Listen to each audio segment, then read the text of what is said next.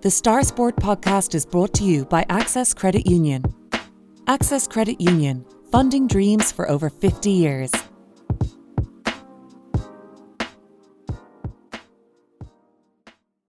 Close your eyes and pull like a dog. And a new Irish record for Phil Healy, 22.99.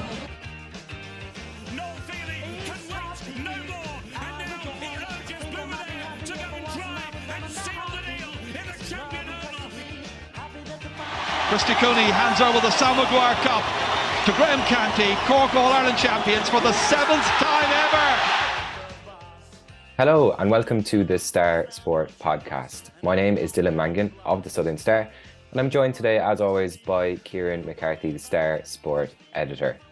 Before we get into things, I'd just like to give our listeners a gentle reminder to please rate, review and subscribe to the podcast wherever you get your podcasts. That's on Apple Podcasts, Spotify or YouTube. And the Star Sport podcast is brought to you in association with our friends at Access Credit Union. That's Access Credit Union, where your bank really does matter. Choose credit union, choose local, choose community. We have a lot to cover as always this week on the podcast. Kieran, you've been chatting to Johnathan, Mullane and Austin Twomey of Sullane, who added another trophy to their stellar season following victory over Mizen Hob B in last Saturday's West Cork League Championship Cup final at Lyre. We'll hear about that final from the lads, about their success this year and about the club in general later on. We're just going to start this week by looking back at Cork's disappointing loss to Galway in the Very Camogie League Division 1A final on Sunday. Kieran, Cork led this match for long periods and it's now the fourth consecutive major final loss for the team, and they would have been gunning to take Galway down. I think 3 of those 4 losses were against Galway. So what went wrong? It's a great question, Dylan. A nice easy one to start off this week's podcast with what went wrong. Cork missed a good few chances. I'm not sure they'll think that this is one that got away, but I think they'll just be disappointed with their second half performance. Cork were leading at half time, but just didn't finish the job. And like you touched on there, it's now 4 major final defeats in a row for Cork, and I think that's almost, I don't know, is it concerning the right word, but it is a worry that this team just isn't getting over the line in major finals. So Cork have lost the last 2 National League finals, 2022 and 2023, both to Galway. They've also lost the last 2 All-Ireland finals to Galway in 21, and I think it was Kilkenny last year. So that is a worrying trend in one sense. That Cork are good enough to get to the final. They're good enough to get to the business end, but they just have managed to take that last step for whatever reason. And I think that's something that they'll want to get on top of very, very quickly, because that can mushroom into something bigger. Like we're here now talking about Cork have lost 4 major finals in a row. They'll want to put a pin in that. They'll want to break that hoodoo, break that duck, and get a big title in the bag, because we've spoken at last week's podcast, Dylan. I think it's very important for this group, especially with so many young players there, and so many young leaders as well, just to get that taste of winning, to win a big game up in Croke Park. What they've been used to now in the last couple of years is losing big games in Croke Park. So it is a concern from that point of view. To be fair to Matthew Twomey, he wasn't manager outright in the 2021 All-Ireland final loss to Galway. He just came in as manager last year, so this is his second season in charge. But as disappointed as Cork will be, they'll still take positives away from the league. With Kieran McCarthy on the podcast last week, and she said, kind of paraphrase her, that the league is in the be all and end all, because the championship is starting in a couple of weeks' time, and over Cork starting after championship against Galway again. So it'll be a chance for Cork to get some revenge. But the championship is what we really judge Cork on this year. The league is a means to an end. They've tried out a lot of players, missing a few of the stalwarts too, like Ashton Thompson through injury and Katrina Mackey. We mentioned as well Orla Cronin's only back in the last 2 games. She came on as a sub in the second half. Again last Sunday against Galway. So there are positives there. from the league. But it's just disappointing for this group that they came up short again. And how much does luck come into play in situations like this? Because obviously, when athletes and sports people are talking about finals, a lot of the time it is that kind of one-off game, and you might get the rub of the green, you might not, and that can have a big effect. But when it is kind of a recurring thing, how much is luck playing a part there, do you think? Luck has a role to play in sport. I think it's one of those very interesting questions. How much does luck have to play? How much of a role does luck play? But it does. And again, Kieran McCarthy almost touched that as well last week. You can have all the preparation, have a top class of everything done to a T, but something small could go wrong on the day. And I was reading Matthew Twomey's quotes after the league final against Galway last Sunday. And he was kind of reminiscing about Sullane hit the bottom of the post in the second half, and he was saying if that went in, it was a different story. And then he also said, Matthew, that he thought that a foul went against Cork at one stage, and then Galway went up the other end and they got a goal. So there are very, very small moments in a game where things can turn. What if Sullane shot had gone in and that was another goal for Cork? What if that foul was given for Cork? There are little breaks that can go your way, and if they go your way, it could be your luck on the day. If they go against you, then you could say that your luck wasn't in on the day. Cork have really put a lot into this season, like they have the last couple of seasons. So I think they'll focus now. They'll focus on the championship. Of course, they'll be disappointed they didn't bring home the Division 1A league trophy, but they know that the bigger prize is to come, and that's the one they really want. It's the O'Duffy Cup. That's the Cork haven't won it since 2018. It's the one all the teams want to win. Cork have shown that they are amongst the top teams in the country, like they have been the last couple of years. It's Galway, Kilkenny and Cork. Unfortunately, Cork have been third in the pecking order the last couple of seasons, but they're not too far away. They're losing these finals, but they're losing them by small margins. It's not like they're getting wiped off the field in Croke Park when they're coming up against a Galway or Mayo. It's usually just a couple of points. So they're really, really close. So, like I said earlier, they'll take the positives. They'll lick their wounds this week, and they'll get back in training, and everything will point towards the championship. And hopefully, fingers crossed and touch wood, that Cork can take that next step in the summer. Absolutely. We're going to move on now and chat a little bit about Ross Carbery jockey Brian Hayes, who was awarded a West Cork Sports Star Award for his maiden Cheltenham win on Impervious a few weeks ago. Kieran, we had him on to chat about that win in a recent episode, and I'd say he must have been delighted to add the monthly award to his collection as well. Yeah, I was joking with Brian in the Celtic Ross Hotel on Sunday night, like which means more to him, the Celtic Ross West Cork Sports Star Monthly Award or winning his first race at Cheltenham. I think it's an easy one to answer. Of course, it's the West Cork Sports Star Monthly Award. That's the one that every local athlete wants to get their hands on. But it was quite interesting to hear Brian say that he was thinking over the years, what do I have to win to get a West Cork Sports Star Monthly Award? So that just shows the esteem that these awards are held in locally. The Sports Star Awards have grown in strength to strength. It's the Oscars of West Cork sport, and they're now in their 26th year, and this was the first presentation of this 26th year, and it was quite fitting that it went to Brian Hayes, because the awards are held in the Celtic Ross Hotel in Rosscarbery, and Brian is a Rosscarbery man himself, and geographically he is the closest ever winner of an award. Like where he grew up in Ardagh is just a couple of minutes from the hotel. So there's never been an award winner that's been closer to the Celtic Ross Hotel than Brian Hayes. So it was very nice in that sense, because his late mother also worked in the Celtic Ross. His two sisters, Deirdre and Emer, also worked in the Celtic Ross. He quipped that he was the odd one out. He didn't work in the Celtic Ross, but he did take swimming lessons there, and he used the leisure club. So that's his claim to fame and his connection with the Celtic Ross Hotel. But Sunday night for the award presentation, it felt like a homecoming for Brian, because he doesn't get back to Rosscarbery as much anymore, because life as a jockey takes him here, there and everywhere.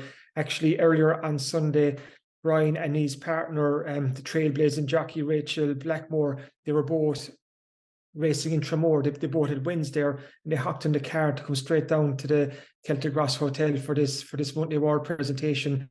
And he'd invited family and friends, and it, like I said, it felt like a homecoming, because the people who were in that room were people who've been part of Brian's journey from the very start. The likes of his childhood friends, Mike Minnis and Daniel Kelly, Thomas O'Leary, the local trainer who Brian started off with, he was there too. And it was actually back in 2008 where Brian had his first prize winner. It was on Grandcore Girl in Clonmel. And that a picture of a presentation appeared in the Star on the 26th of April 2008. And almost 15 years to the date, Brian Hayes is back in the Southern Star, and this time as a winner of a West Cork Sports Star Award. And we honoured him for his first Cheltenham win on Impervious in the Petty Power Mayor's Chase on St. Patrick's Day. Huge breakthrough win for Brian Hayes. He will always now be a Cheltenham Festival winner, and that's so important for him, because it's just it's almost, is vindication the wrong word, but for the journey he's been on, because Rosscarbery is football territory, it's football country. He played with Carbery Rangers, but he made that decision to go off and follow his passion, which is horses and horse racing. And he's home now last Sunday night, 34 years of age. He took centre stage in the Celtic Ross Hotel, and everyone was there for him and to congratulate him on the success that he has had. And really, really nice night. And we have a really good interview actually with Brian coming up in Thursday's Southern Star, where we touch on his very first pony, Ray Pip, that he bought in the Rosscarbery Fair with his late father many, many years ago. It's great stuff from Brian and all the West Cork sports people who happen to live between the Celtic Ross Hotel and the Hayes family house. That's a new record for them to break. Now we'll need to find an even more geographically close person for future award winners as well. Just this coming Monday, now moving on, Cork under-20s face Kerry in the Munster Championship final, having dealt with the challenge of Limerick in last week's semi-final with a 2-14 to 6 points victory. Kieran, the comfortable manner of the victory would have to please Cork, you'd assume, especially when you kind of take into account that there's only the week between the games, and Kerry had a tough game against Clare as well. Yeah, Kerry had to go to extra time to beat Clare on Monday night. Like you said, Cork had it a good bit easier against Limerick, 14 points to spare, which is better preparation. It's hard to know, because like Clare running Kerry so close, like I said, that game into extra time. It's hard to know where this Kerry team is and just how good they are. But I think we'll find out on Monday night. It's Páirc Uí Chaoimh, 7:30 p.m. throw-in. The game is live on TG4 as well. But Cork will be happy to have got the job done against Limerick. It's potentially, what it always is, a very tricky tie, because the Munster Under-20 Football Championship and the Under-20 Championship is knockout. There's no backdoor. It's not group stage, so you have to perform. It's almost a nod to kind of days gone by when it was knockout football. So there is that pressure on these young players, and Cork got the result that they wanted. They wanted against Limerick, and there's a load of West Cork involvement. And I think it's very interesting for us here in the Star to see all the West Cork lads that are on that Cork under-20 team, like so Olin Corcoran, St. Mary's. You've Daniel Twomey, Ballinascarty. You've Richard O'Sullivan, Newcestown. You had Paddy O'Driscoll from Gabriel Rangers came on the last night. You had Tomás O'Mahony, Castlehaven. Niall Kelly, Newcestown came on, and he scored a goal as well. And of course, you have the Cork under-20 manager is Bobby O'Dwyer, who's an Urhan native, and even got into the management team. The likes of John Hayes from Carbery Rangers is there. You've Cora Keane from Newcestown is involved in the back room, and there's many more as well. So there's very much a West Cork feel to this team. They'll have the head down this week now, preparing for Kerry, because the last 7 Munster under-21 titles have been between Cork and Kerry.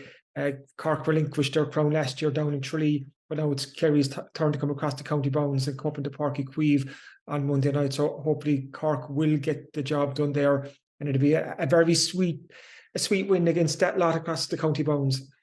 Do you think the fact the match is on in Páirc Uí Chaoimh will have any bearing on the results? Like, I was walking down around the marina, around Park Queeve on Monday when the semi-final was on, and there was a real great buzz, a lot of people around there, and you'd imagine even more will kind of show up this coming Monday. So do you think that would give Cork a boost, or do you think it's kind of one of those things that we like to talk about, but the players won't really think about? I think it should, but it should play into Cork's advantage, because this will actually be the Cork under-20s fourth home game in Páirc Uí Chaoimh this year. They played a couple of home games in the John Kearns Cup. They were home to Laois, and they were home to Roscommon, and they were home to Limerick on Monday night. So this will be their fourth home game in Páirc Uí Chaoimh. And I think that familiarity of the surroundings should definitely help the Cork players, because we're talking about under-20 here, under-20s. There's some young lads in there who mightn't have played in Páirc Uí Chaoimh too much before they got involved with the Cork under-20s. So at least now they know the pattern of the day. Like last Monday night against Limerick would have been a great template for them. Just they know the dressing rooms, they just know the surrounds, and they'll feel very comfortable there. While it's hard to know how many of the Kerry young fellas have played in Páirc Uí Chaoimh before. Maybe someone with the Kerry minors a couple of years back, maybe. So Cork have home advantage, and it's an advantage that they'll hope to use to their advantage, because what would be great to see too on Monday night is a big Cork support there. Of course, to get family and friends of the players, just for Cork football supporters to come out and give this young team their support, because this is a Munster final, it is a provincial final, it's a door into an All-Ireland semi-final, and it's a chance for a Cork football team to get their hands on some silverware, and that's what we all want to see. So hopefully home advantage will have a role to play on Monday night. Fingers crossed for a Cork win, absolutely, and we'll be chatting about that next week on the podcast, I'm sure. We're going to take a quick break now, and we'll be back in a moment to hear from Johnathan Mullane and Austin Twomey of Sullane on their double winning season. The Star Sport podcast is brought to you by Access Credit Union. Access Credit Union, funding dreams for over 50 years.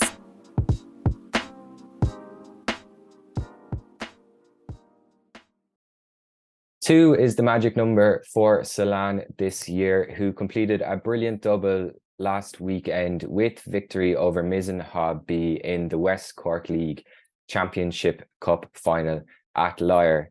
Kieran, it was a tense and, shall we say, a feisty affair, with 2 goals and 3 red cards coming in around the last 10 minutes or so of the game. You've been speaking to Johnathan Mullane and Anthony Twomey of Sullane about their success, not just this season and not just in the cup final, but how the club has grown as well over the recent years. Yeah, it's been, I think Sullane have been one of the stories of the West Cork League this year, and Johnathan Mullane is a Sullane manager, and they've won the Championship League title, which brings with it the golden ticket to promotion to the Premier Division for next season. And they completed the League and Cup double last weekend when, like you said, Dylan, they beat Mizen Hob B in the Championship Cup final. Two late goals. Big win for them. Great way to finish the season. And in Thursday, Southern Star, we have the full match report and reaction. Kieran McCarthy was there at that game reporting for us. So fabulous season for the Sullane men's team. But in this chat coming up, we also talk to Johnathan and Austin about the just the entire Sullane club, because one of the stories too of the start of the year was the run of the Sullane under-12 girls team to the last 8 of the National Cup, which was an incredibly successful one for this young Sullane team. And I think, and I hope I'm not wrong here, but it was the first year of this girls team as well. So for them to go all the way to the last 8 in the country was a fabulous achievement. So it's a very wide-ranging chat you're going to listen to now, because Anthony and John talk about their own connection to the club, the success that they've had this season, their hopes for the club in the future, and how the club really got it together, and how they've worked together, because it's like I said, it's one of the success stories of the season, and it's a chat we're listening to right up to the end if you're a Sullane supporter or West Cork League supporter, because I finish off asking Johnathan Mullane, will he be in charge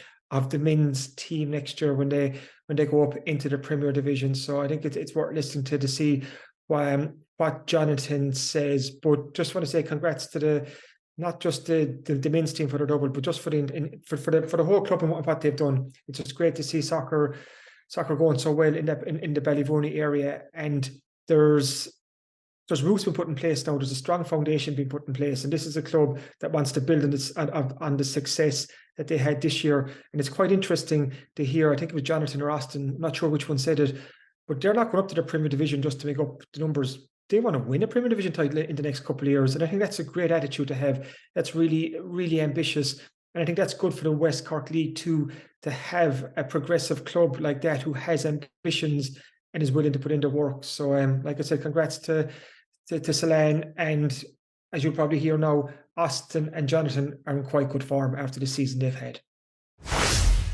So, Johnathan, we're a couple of days out after the Championship Cup final. A brilliant 2-0 win for Sullane against Mizen Hob B. Needed 2 late goals to clinch the cup and the double. So, the perfect end to a dream season? Yeah, 100%. Yeah. Obviously, we finished the season strong, so it would have been a disappointment, obviously, not to finish it off, given that, the lads had gone again in the cup. But, fair play to Mizen as well. I think a shout out to them as well. I thought they had a great game on Saturday, closed down the space and also made everything very difficult. Had lots of chances themselves as well. And as you said, up to 80 minutes, it could have gone either way. Luckily enough, a win for us. But, look, the credit I give to Mizen, I said it to them after the game in the dressing room when I was chatting to them, I think it was the toughest game we had all season. Probably wasn't the greatest game of soccer on both sides, but what it lacked me maybe in entertainment, it definitely made up in I suppose, take you to the very last minute and the anticipation for everyone to see which way it was going to go, Johnathan, you clinched the Championship League title a good couple of weeks ago now, and then you were waiting for this cup final. Obviously, you got through to the cup final. How did you keep the motivation in the camp going for between winning the league and the cup final?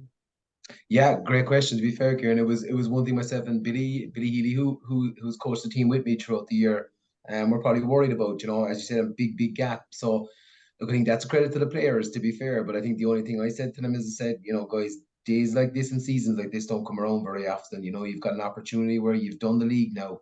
That was our goal at the start of the year.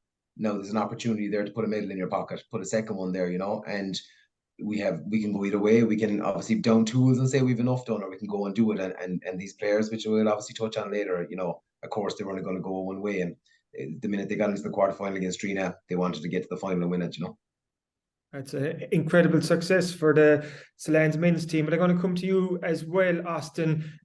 You're so heavily involved in the club as well. Just talk to me a small bit about Sullane, the locality, the membership, and how things are going at the moment. Certainly, I suppose. Look, like the club is going since 1991, and I suppose there's been many ups and downs through the years. And I suppose, look, probably just before COVID, maybe. The club was, not saying it was all over the place, but look, maybe things weren't going as good as they could have been. And, I suppose the locality where, like Sullane, I always say to the kids, the River Sullane itself, it goes through many different parishes, Cooley, Ballavourney, Rennery, Killamatra and Clondrohid. So, we try and cater for children and boys and girls of those areas. I suppose initially, look, when we started Sullane back in 1991, look, it was pretty much that team was a junior club. And myself and Johnathan, I suppose, look, we were playing in the underage teams together, a long time ago, back in the early 90s. And, I suppose, look, I kind of got back into the Sullane side of things I suppose I was asked just before the pandemic about maybe coming back and helping. And, I really wanted to give back to the community. I suppose I was through a few difficult years myself, and, everything stopped during the pandemic and there was nothing going on. And there was no junior team in Sullane, and, the underage had stopped, and there was a very young group of guys there. So in 2021, there was Martin Twomey, myself, Tim Reardon, Neely O'Brien, and a few more of the guys. We just sat down and we said, look, the whole club itself needs to be, looked at, structure the club, like where are we going forward? What's our goals? And I think when you start, writing down, all your different problems, I suppose, and look what kind of solutions we can come up to and how do we get there? That's a start with anything, I suppose. And, I remember even like looking on Facebook when I was living in Dublin, I was seeing, Jesus, we had red jerseys and we had black jerseys and we had, there was yellow and black and green and every bloody thing. I just said to myself, like, who are we as an entity? And one of the first things I said, look, we need to unite the club again and go back to basics. I mean, you see Drina Rangers, you see Skull, Bunratty, you see Clon, their colours instantly. So Sullane, I saw an old 1991 picture of the old team, and they all had the blue and white stripes. And I said, let's just go back to basics. Killamatra J, Navabon J, Clondrohid, they're all blue and white anyway. So look, it's easier for us to start with that, and I suppose moving on into 2022, we put up in social media about, look, a girls soccer team. Like, it's not that girls had never played, Kieran, with Sullane, and like there was always a few, girls and underage, but we never had a dedicated team. So I think it went up in social media around, September 2021, and I remember the first training myself and Lorraine Burke. We were there February down in the Closh to Gumnaton, and there was about 7 or 8 young girls looking at us, and we were saying, right here, what do we do here? So look, let's see how we get on. And have any of you played soccer before? But look, I think we have a good partnership here with Navabon, and a lot of those girls, maybe they were playing Gaelic football with Killamatra, Navabon, etc. So they were young athletes, and look, they're an exceptional group. Look, last year, like, the average age of that team was 10 years of age, and they got to the National Cup quarterfinals. And I even remember back in September, I said to them, like, will I entry in the National Cup? And they were like, yeah, sure, let's go for it. And starting the first game, I think we went up to Fermoy, and very nervous, fine facilities up there, AstroTurf and lights and dressing rooms and things you aspire to get to as a club. And it was a roller coaster. Look, they put in some fantastic performances all the way up until the final game against Barna. So, I was, so proud of those girls. And like, seeing in 2021 maybe where we had maybe 80 in the club registered players, to where we are now with the junior team and the underage, the academies all opened again, to almost, I suppose Johnathan is nearly 200, I'd say, at this stage. So, there's been great progress, I suppose, on the field, and off the field. We've done a lot of work with Cooley, where the junior team now played, and most of the underage. We have 2 portable cabins purchased, and we've turned them into dressing rooms. We fenced off the pitch now to try and keep the sheep out for once and for all. We got a lot of funding, I suppose, from local, wind farms, and we're very grateful to our sponsors and those who've helped us. And I think building from there, then it's a case of, look, dugouts were put up, because, as you know, look here, I know, have you been up in Cooley, but on a wet January day, it can be quite an experience when you're sitting as a young kid, or Johnathan there with the boys. So look, it's about, overall, for our goal is, look, put structure in the club again, set out a goal, how we want to play. And I think what Johnathan and the junior team have done this year, set a template for all the young boys and girls to aspire to. And look, we're so proud of them all. And look, things are certainly looking bright in Sullane at the moment. And just on that, Johnathan, the fact that what he achieved this year, like I said, that championship, league and cup double, that gives the young players in the club something to aspire to, because they've seen the success that you've created for yourselves this year through a lot of hard work. I was looking at the championship table there. It's 16 league wins out of 18 games. Looking here now, scored 61 goals in those 18 games, a goal difference of plus 43. Like, you were by far and away the best team in the championship this year, and you deserve your place in the Premier Division next year. But for those young players looking up to you, like, you've given them something to aspire to, and that's very important for the club as well. Yeah, 100%. I think, when myself and Austin sat down and we chatted about it at the start of the year, I think one of the biggest things we wanted to get out of the juniors is the style of play, and that style of play then that we try and get that into all age groups, so like the kind of key things I see in the club, and I think Austin and Tim and Martin do a massive job in promoting this, is, same style of play from under-8s to juniors.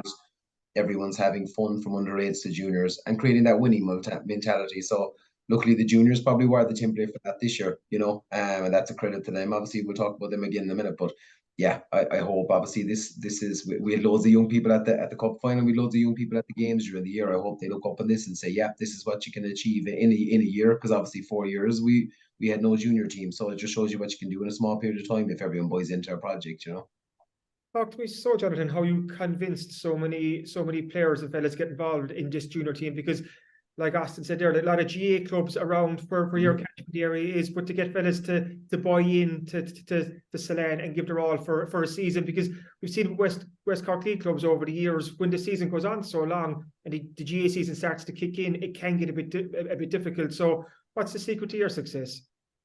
Yeah, no, 100% is definitely one of those things that can be a problem in our area, right? But I think from the start, yeah, I was probably worried, but we started late, to be fair. You know, our pre-season wasn't ideal. So we went straight into a game against Skibbereen without any training, actually, in the National Cup in their first game. So that was it, and lost that. And I'll talk a bit more about the games we lost in a minute. But like from the start, there was a group of players that we saw first. There was maybe 7 or 8, but once the GA season closed off, especially in Neva Bawn, I suppose we started to see the numbers coming up. And to be fair, I have to say, these group of players, they bought into it from the start. You know, they were like, we could have had 30 lads at training some nights, which is phenomenal. You could have put out a second team, you know. But at the same time, there was no moaning, no nothing for people that didn't play. They knew they were part of the game, or the overall squad. They were going to get game time. We managed that, and obviously we're probably lucky that we were able to manage it in games there. You know, we had a few times where we won probably well in some games. We were able to use our whole bench, which was great, because everyone from number 1 to 30 was part of the success. But, you know, what I will say, Kieran, is that they're an incredible bunch of players. I don't think I've ever been involved with a team that were so dedicated. You know, we came off last, if you go back to the start of the season, we lost our first 3 games. You know, it probably didn't look great when we were down in Beer after losing the third one 3-0, getting hockey down there. But, you know, we had a goal at the start of the season. Everyone said, right, let's get back down to business. Let's put what we did wrong, I suppose, in those games right. And as you say, then we won 16 in a row. So it's an incredible performance. But it's these players, they're just incredible. You know, absolutely the most dedicated team I've probably been involved in. So to be fair, it was a pleasure dealing with them from minute one. You know. Austin, the importance of Sullane playing in the Premier Division next year, what does that mean to the club? Absolutely. I mean, look, you're playing with the elite of the West Cork soccer, and I mean, if you sat down with me, Kieran, in the Mills in a few years ago, and you said you think you'll ever see Sullane back in the Premier again, I would have probably laughed at you. I said we'd be lucky to get out in the underage. But like, I remember Johnathan coming to me, and like, there was a lot of players, I suppose, after COVID, and I think, like, Johnathan going to touch on that, like, there was always soccer in this locality. You know, there was always boys, you know, and girls now, obviously, interested in playing. And like, I think when they saw, okay, the club is kind of turning the tide in underage in, you know, like on an under 12 team, like the boys won last year as well. I have to give them their kudos as well. You know, it kind of lifts other people. You suddenly see, okay, look, you know, we always make sure we celebrate our success as well. Like Halloween parties there last year, fundraising, and like we thank the sponsors and everything for helping us in those. But you have people looking over again saying, you know, what are they doing in that camp? What are they doing over in Sullane? What's so special about what they're doing? And, you know, and the players are coming to Johnathan, the players are coming to me, and they're saying, lads, how about a junior team? And I suppose at first, like, as secretary, I was kind of nervous. I was like, lads, we don't want to go down that road again, that we put out a team and by Christmas, if you lose a few games, then you go into the new season and we don't have enough squad depth and lads stop coming to games, and it sets a bad image and a bad precedent. So I think, like, being in the Premier for us, I couldn't be more prouder of the boys. I suppose my wish, and Tim Reardon and the guys, is maybe Johnathan and Billy might stay on as managers and keep the show going and challenge now for the Premier title. There's a lot of fantastic teams. Look, Drina look like they're about to clinch the league again. I know some of those players now from seeing them in underage, Owen Hurley and Tom McQueen now, he's playing with his brother Robbie, and those guys are certainly lads to watch out for. And there's some fantastic players in Bunratty as well. So, you know, and I suppose the funny thing is, like, while John has a huge squad, you know, going into next year, hopefully if he's still there, there's a lot of boys, you know, that are 17 and 18 as well that are interested. And, you know, that's what you want to see, that the boys coming from underage and girls in time yet too, hopefully, they'll be going into that senior setup back here. So look, couldn't be more proud of the boys. I think we'll be up there competing. It'll be difficult. Look, Beara are promoted and we wish them congratulations as well. It's wonderful for the club.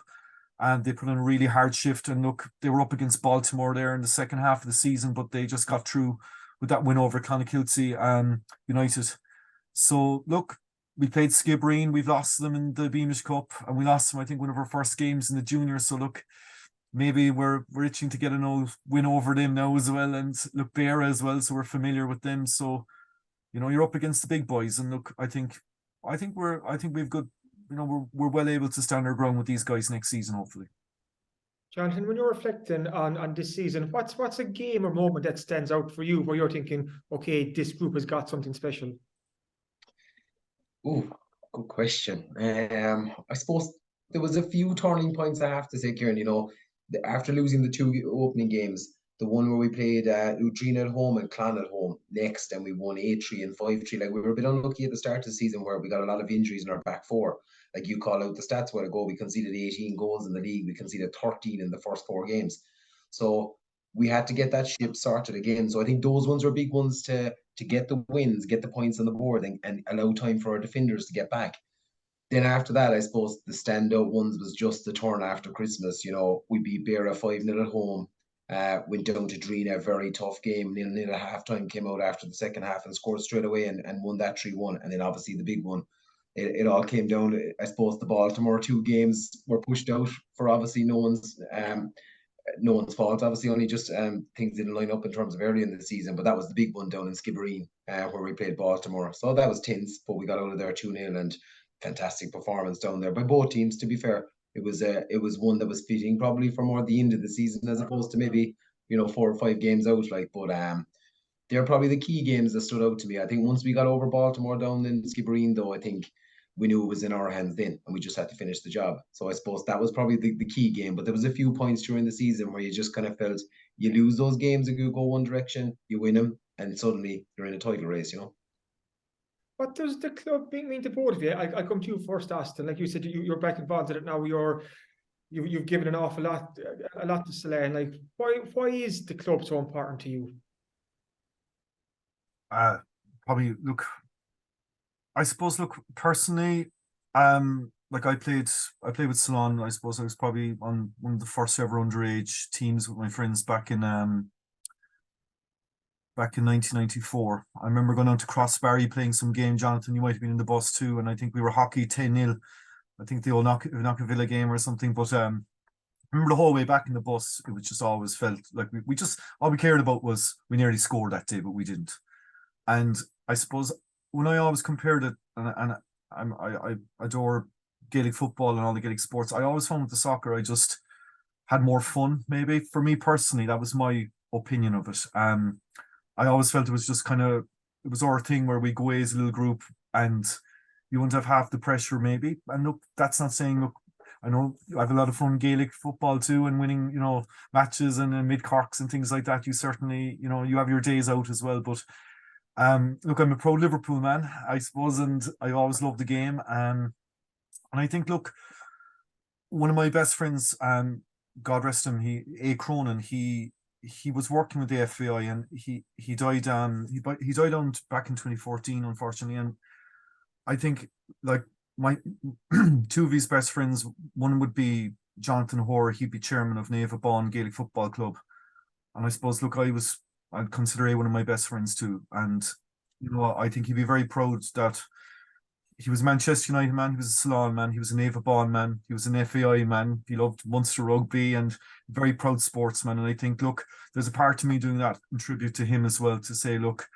we're moving the right way here as well in the club. And look, that's just me. I could go on all day about, I suppose, look, helping the kids and all that, volunteering. It's great fun too, and seeing the smiles and coming up to you constantly during the day. Like, I can't get down to the shop without some kids saying to me, Austin, when's the next match? Austin, what's going on? Are we getting an away kit? And you're like, geez, we just after getting a brand new home kit sponsor. But it's all those things, I mean, it's a real community effort here, and we, that's how I feel. Get the same question to you, Johnathan, because I saw that picture from 30 years ago when you were the mascot back when the club won. There was at the championship or Division 3 back 30 years ago, and I think your father was coach of that team. So, like, the club obviously has a special part in your family and your own sporting story. Yeah, 100%. Look, it was something I wasn't aware of actually when I sat down with Austin in terms of the 30-year piece. Okay, but obviously that was a lovely piece after winning the league, and very nice from the point of view of my family, you know, and to have that, it was lovely. But in terms of the club, yeah, you called it out there. To be fair, I've been there since I was a boy. I probably wasn't blessed with talent on the pitch, I have to say. Okay, I was probably better in indoor or something like that, but you know, similar to Austin, I obviously loved soccer. I played football, I played everything, but you know, when you were out kicking a ball around in the grass at home, it was soccer I always played, you know, so I was always stuck in it. And Sullane was part of me from an early age, predominantly dad and my father, obviously, or sorry, my father and my brother, I should say, who were part of that team in 1991 and 92 and 93 when they won it. But I suppose, yeah, like what's it mean to me now? Look, I love the club. You know, I'm delighted to see the successes there across all age groups, not just the junior group. But I suppose just diverting for a minute, if you don't mind, Kieran, I'd like to just say, I suppose there's probably two areas of Sullane, you know, and the year at the moment is obviously Austin, Tim Reardon, and Martin Twomey and the committee. And I just want to say thanks a million to them in terms of what they've done for the club over the last few years.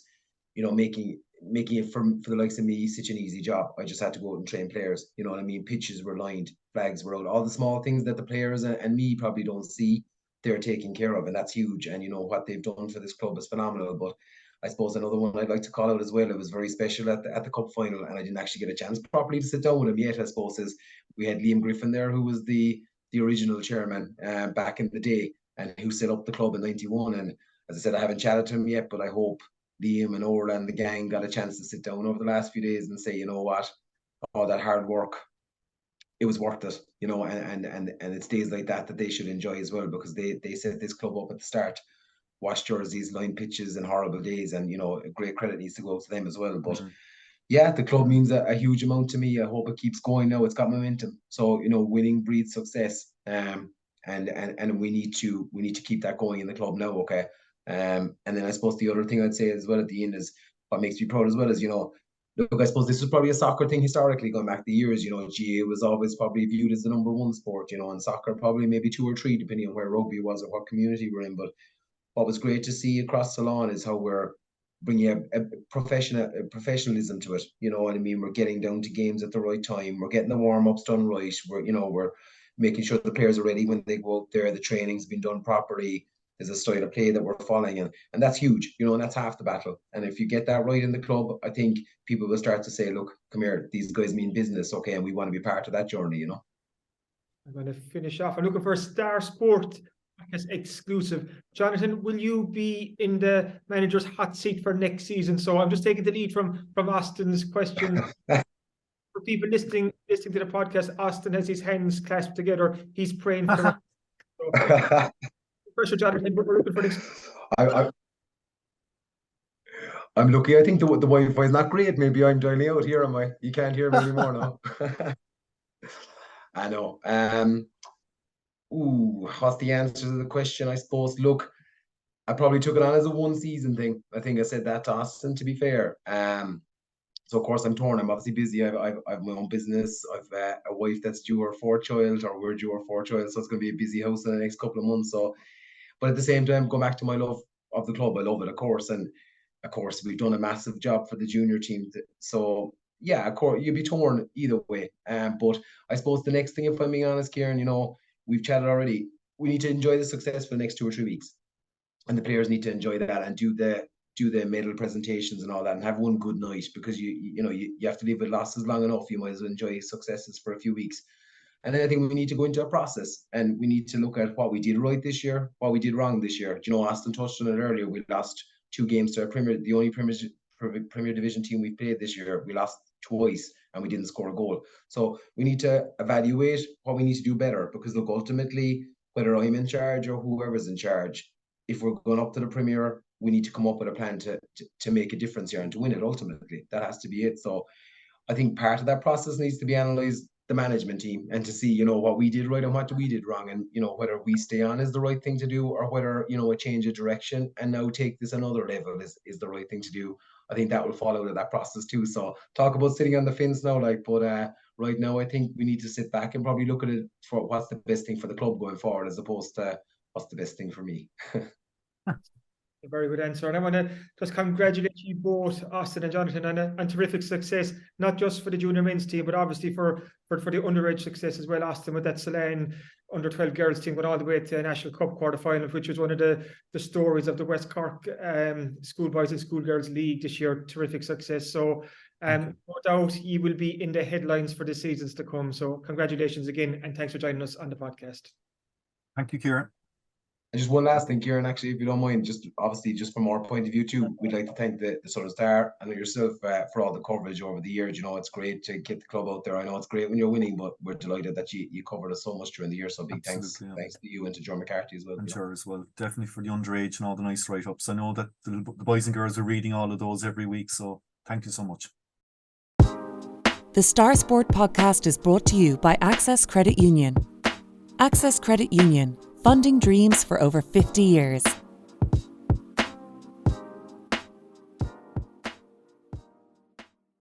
Welcome back to the Star Sport podcast. And now it's time for everybody's favourite time of the week when we take a look at what's coming up in this week's Southern Star. Kieran, what can readers look forward to? Yeah, loads, and they're really good sports section this week. I know I'm biased when I say that every week, but there's a load of reading, and there is something for everyone. So some of the highlight pieces, I have an interview with Flower Crowley. He's the O'Donovan Rossa footballer who is captain of the Cork Masters football team this year. So that's the over 40 Cork team that's going to play in the All-Ireland competition. And this is a competition that's getting bigger and bigger and bigger. Just as an example, Tyrone have announced that the likes of Sean Kavanagh has signed up with their team this year. They have Stephen O'Neill as well. They have Martin Primrose. So it's going to be quite a competitive competition. And Cork have drafted in the likes of Nicholas Murphy and John Miskela this year as well, two 2010 All-Ireland winners. So I've caught up with Flower just to talk about his own GA journey. He's 43 now. He's a skipman and he's captain in his county. So it's just a really good local story. So that's worth checking out. I also have the very strong Skibbereen connection to a Kerry ladies footballer who's going to make history when she lines out in the AFLW down under with the Sydney Swans. Julie O'Sullivan might be from Two-Sist, but her roots are very much in Skibbereen. Her family is very much from Skibbereen. So that's worth checking out as well. We also have a picture special from on Saturday night, the Carberry footballers who won the 2022 Ty Crowley Cup. They received their medals. So we've pictures and a write-up from that. Our feature league game this week, we dipped down into the Carberry Junior Hurling League, and it was Mahoonas against St. James's. So fans of both clubs will want to check that out.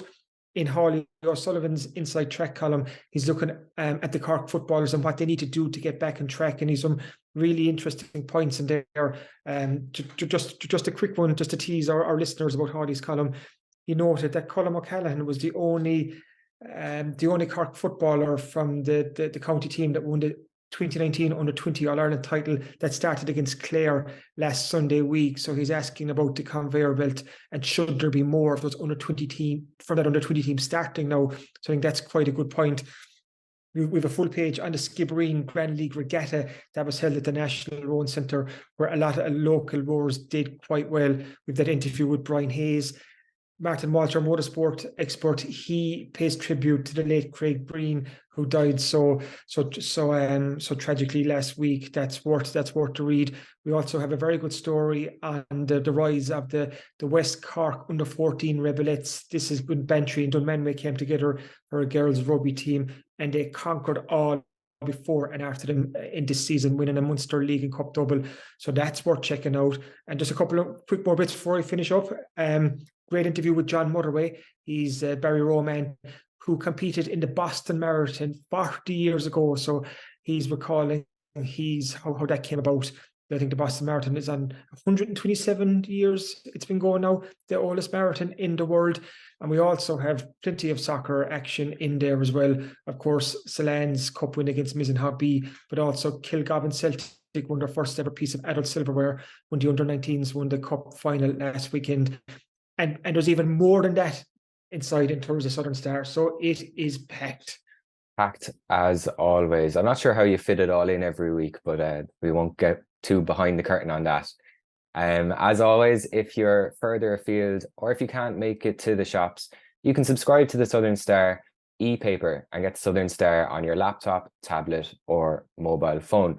Just head to subscribe.southernstar.ie, enter your details, and you'll get an exact replica of the newspaper for less than €2 per week. It's well worth it.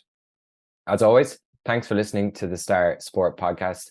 And thanks again to our sponsors at Access Credit Union. If you've enjoyed today's chat, please remember to rate, review, and subscribe to the podcast wherever you get your podcasts. And we'll be back with you again next week.